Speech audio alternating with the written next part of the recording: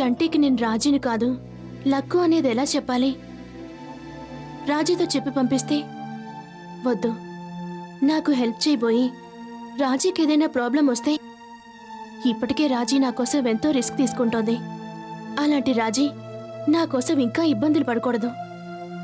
నాకు డైరెక్ట్గా వెళ్ళి నిజం చెప్పే ధైర్యం లేదు.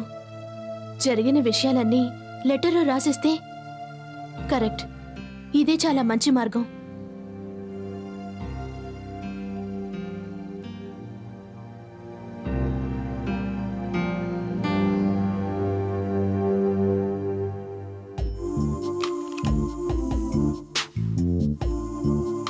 డియర్ చంటి, ఇది నేను మీకు రాస్తున్న మొదటి లెటర్.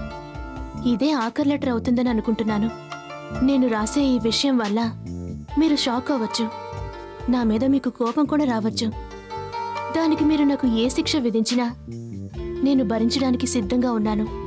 నేను మిమ్మల్ని మోసం చేశాను. నేనిప్పుడు మీకు నిజం చెప్పబోతున్నాను. నా పేరు రాజీ కాదు, లక్కు.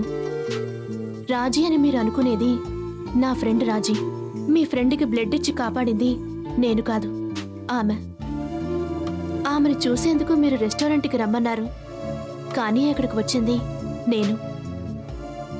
దానికి ముందే నేను మిమ్మల్ని చూశాను. మీరెవరో తెలుసుకోకుండానే నేను మీకు మనసిచ్చాను. అప్పుడు రెస్టారెంట్లో నన్ను చూసి రాజీ మీరేనా నన్ను అడిగినప్పుడు ఆ క్షణంలో ఏం చెప్పాలో తెలియక నేనే రాజీ అని చెప్పాను.